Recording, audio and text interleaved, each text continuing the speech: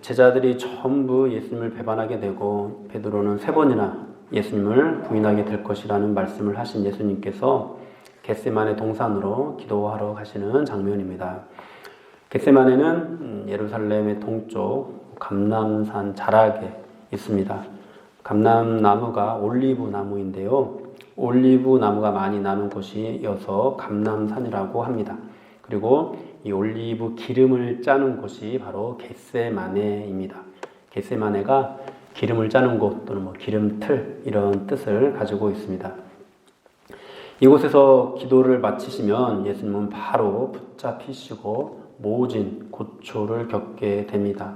오늘 이 기도는 끔찍한 고난을 앞둔 예수님의 마지막 심정이 잘 나타나 있는 기도라고 할 수가 있겠습니다. 어떤 기도인지 한번 살펴보겠는데요. 예수님께서 다른 제자들과 조금 떨어져서 베드로와 야고보와 요한만 데리고 기도하러 가십니다. 세베대의 2 아들이 야고보와 요한입니다. 기도하시는 예수님에 대해 마태는 고민하고 슬퍼하사라고 표현하고 있습니다.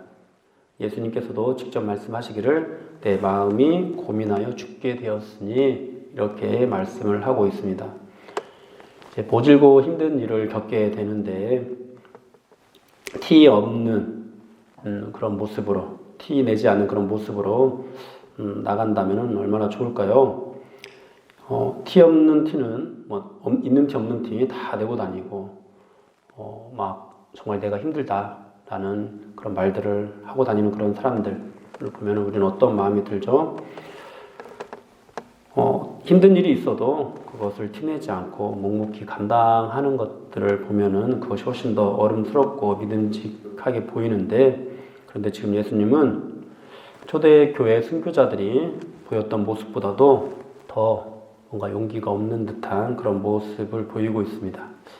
참, 왜 예수님은 이렇게 연약한 모습, 슬프고 고민하는 그런 티를 팍팍 내고 계시는 걸까요? 지금 예수님께서 고민하고 슬퍼하시는 것은 예수님께서 당하시는 고난 때문이 아닙니다. 제자들에게 배반당하는 이 상황을 슬퍼하시기 때문도 아닙니다. 예수님께서 슬퍼하시는 이유는 제자들을 향한 그분의 사랑 때문입니다. 목자를 치면 흩어지게 되는 양떼를 생각하면서 걱정하고 슬퍼하시는 것이죠. 만일 제자들을 사랑하지 않는다면 이런 고민도 하실 필요가 없었을 겁니다. 여러분 한번 생각해 보십시오. 누군가 어떤 사람을 사랑하는데 그 사랑하는 사람이 배반을 했을 때 그를 정리하기까지는 힘들겠지만은 정리하고 나면은 그 마음이 더 이상 슬프지가 않습니다. 그런데 정리하지 못하거나 끝까지 그에게 미련을 갖고 있으면은 그 마음이 한없이 슬퍼집니다. 오늘 주님께서도 슬퍼하시고 고민하시는 이유는 제자들을 끝까지 사랑하시는 주님이기 때문이고 또 끝까지 사랑하기로 마음을 먹으셨기 때문입니다. 태어나지 않았으면 더 좋았을 이 가룟 유다는 자취하더라도 나머지 제자들은 이제 더 이상 한 명도 더 잃을 수는 없었습니다. 그래서 배반하고 흩어질 제자들이 당하게 되는 그 고난들, 그 예수님을 배반하는 그 일로 인해서 짓게 되는 그런 모든 죄들을 생각하시면서 슬퍼하고 고민하면서 기도하고 계시는 것입니다. 41절에서 보면은 제자들에게 시험에 들지 않게 깨어 기도하라 하시는 말씀을 봐도 예수님께서 지금 제자들을 걱정하고 있다라는 것을 알 수가 있습니다. 또 누가복음을 보면은요, 누가복음 22장 32절에서 베드로를 향해서 그러나 내가 너를 위하여 네 믿음이 떨어지지 않기를 기도하였노니 너는 돌이킨 후에 네 형제를 굳게 하라 이렇게 말씀을 하시는데요. 배반하고 흩어지는 제자들의 믿음이 떨어지지 않기 위해서 제자들이 나중에라도 다시 돌이켜서 다른 형제들을 굳게 세우는 그 일을 감당하게 하시기 위해서 기도하시는 예수님이라는 것을 우리가 알 수가 있습니다. 그렇게 마음이 고민되고 슬퍼하신 예수님은 같이 간 3명의 제자들에게 너희는 여기 머물러 나와 함께 깨어있으라 라고 그렇게 말씀을 하십니다. 깨어있지 못하고 잠이 든 제자들에게 너희가 나와 함께 1시간도 이렇게 깨어있을 수 없더냐. 시험에 들지 않게 깨어 기도하라. 마음에는 원이로되 육신 약하도다 라고 말씀을 하시기도 합니다. 제자들이 예수님과 함께 깨어 기도하기를 바라는 것이죠. 제자들이 시험에 들게 될 것을 아시지만 시험에 들지 않기를 간절히 바라는 그런 예수님의 마음이십니다. 그리고 이렇게 기도하십니다. 내 아버지여, 만일 할만하시거든 이 잔을 내게서 지나가게 하옵소서. 그러나 나의 원대로 마시옵고 아버지의 원대로 하옵소서. 주님은 이 순간이 그냥 지나가게 해달라고 기도하고 계십니다.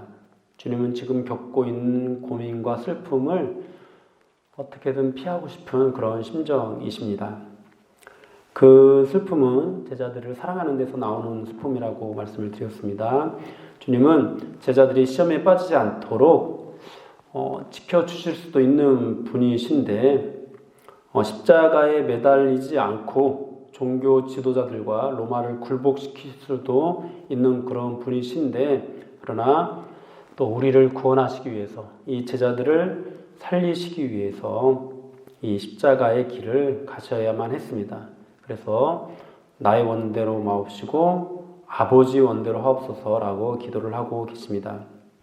지금 이 잔을 내게서 지나가게 하옵소서라는 이 기도는 마치 돌이 떡덩이가 되게 하라는 것처럼 또는 높은 곳에서 뛰어내리라는 것처럼 시험을 받고 있는 주님, 시험을 받고 있는 그런 모습인지도 모르겠습니다. 그 시험을 이기시고 끝까지 순종의 길, 하나님 아버지의 뜻을 이루는 길을 가게 해달라는 그런 기도를 주님께서 하고 계시는 것입니다. 그런데 제자들의 모습은 어떤가요? 40절에서도 또 43절에서도 잠을 자고 있는 제자들입니다. 누가복음 22장 44절을 보면은 예수님께서는 땀이 땅에 떨어지는 핏방울 같이 될 정도로 간절히 기도하셨다고 말씀을 합니다. 스승은 이토록 간절히 기도를 하는데 제자들은 피로를 이기지 못하고 잠을 자고 있습니다. 그리고 오늘 마태복음의 저자인 마태는 겟세마네 기도 장면을 기록하면서 유독 반복해서 사용하고 있는 단어가 있는데요. 그 단어가 함께라는 단어입니다. 36절에서 제자들과 함께 겟세마네 동산에 이르렀다고 말씀을 합니다. 38절에서 나와 함께 깨어있으라고 말씀을 하십니다. 또 40절에서 너희가 나와 함께 1시간도 깨어있을 수 없느냐고 말씀을 하시고 46절에서 일어나 함께 가자라고 말씀을 하십니다. 여러분, 이토록 이 함께라는 단어를 반복해서 사용하면서 함께를 강조하는 것은 무엇일까요? 그만큼 주님께서 제자들과 이 모든 순간들을 함께 하기를 간절히 바라신다는 것이죠. 그리고 그러면서도 제자들은 이 주님과 함께 하고 있지 못하다는 것을 드러내기 위함입니다. 그리고 이 모든 것들을 고민하고 슬퍼하시면서 죽으러 가시는 주님의 모습을 보여주고 있는데요. 사랑하는 여러분, 제자들을 끝까지 사랑하시면서 제자들이 시험에 들지 않기를 위해서 기도하시고 제자들이 끝까지 함께 해주기를 바라는 예수님이지만 제자들은 결국 예수님과 함께 하는 것을 실패하는 그런 모습들이 지금 보여지고 있습니다. 그런데 또 결국 이 함께를 누가 이루어 주시죠? 우리 주님께서 이루어 주십니다.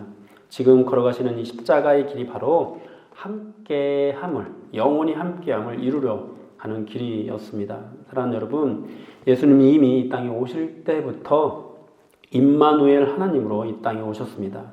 예수님의 오심이 하나님께서 우리와 함께 하심인 것이죠. 그리고 예수님께서 하늘로 승천하심도 이 하나님의 함께 하심을 이루기 위함이셨습니다. 요한복음에서 이렇게 말씀합니다.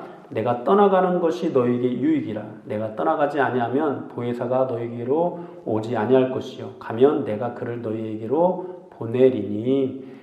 또 주님께서 가셔야 보혜사 성령이 오신다고 말씀을 또 말씀하시는데요. 요한복음 14장 6절에서는 또 이렇게 말씀을 하십니다. 내가 아버지께 구하겠으니 그가 또 다른 보혜사를 너에게 주사 영원토록 너희와 함께 있게 하리니. 아멘.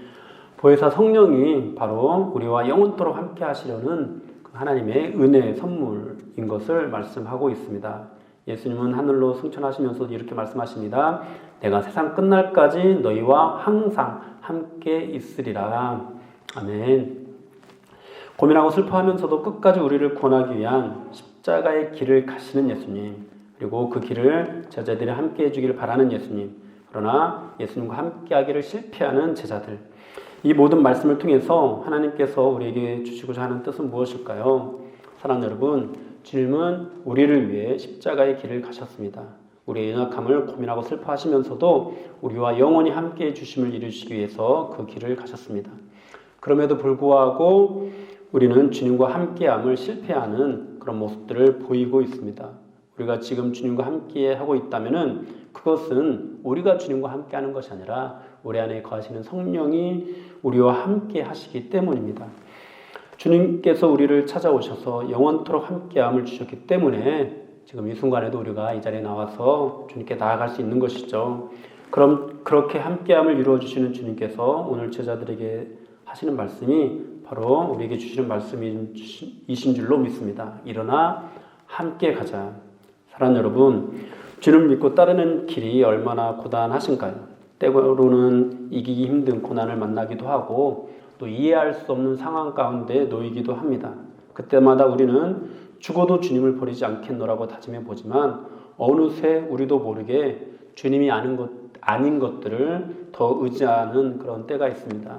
주님께 할 도리는 다 하는데, 기도도 하고 예배도 드리고 헌금도 하고 봉사도 하는데 우리의 마음은 어느새 주님이 아닌 다른 것을 더 많이 의지하기도 합니다. 다른 것을 의지하는 모습이 또 다음 단락에서 또 내일 보는 본문에서 우리가 또 확인할 수 있습니다. 그럼에도 불구하고 우리와 영원히 함께 하심을 이루어주신 주님께서 반복적으로 실패하는 우리의 인생 속에서 보혜사 성령으로 우리와 함께하고 계십니다. 베드로처럼 주님 면전에서 주님을 부인하는 연약한 가운데 떨어져 있어도 여러분 괜찮습니다. 주님께서 일어나 함께 가자라고 우리에게 말씀을 해주고 있습니다. 이 말씀을 붙잡고 부디 주님께서 여러분과 함께함을 누림으로 여러분 다시 일어서십시오. 일어서셔서 지금 실패하는 자리로 가게 되더라도 그 길을 주님과 함께 하십시오. 주님께서 여러분과 함께하고 있다는 사실을 믿으시고 그 모든 상황 속에서 다시 일어서시는 여러분이 되시기를 주님의 이름으로 축복합니다. 이 시간에 같이 기도할 때